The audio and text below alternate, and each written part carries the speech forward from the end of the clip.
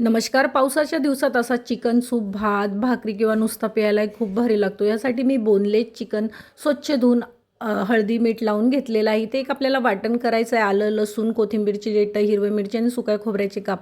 वाटण करून झाल्यानंतर एक छोटासा कांदा चिरून आपल्याला तेजपत्त्या घ्यायचा आहे 1-2. त्यानंतर मी हे कुकरमध्ये डायरेक्ट करणार आहे. थोडंसं तेल घालून तेल छान गरम झाल्यानंतर तेजपत्ता घालून घेऊया. त्याच्यानंतर चिरलेला कांदा घालून घेऊया. कांदा छान असा परतून घेऊया.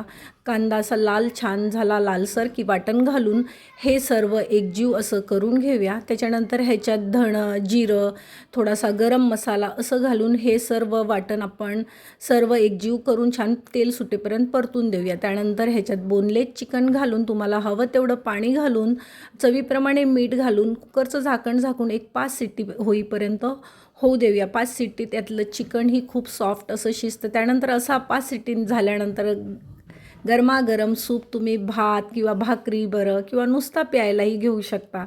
खूप अप्रतिम लागतो. तर ही रेसिपी नक्की ट्राय करू.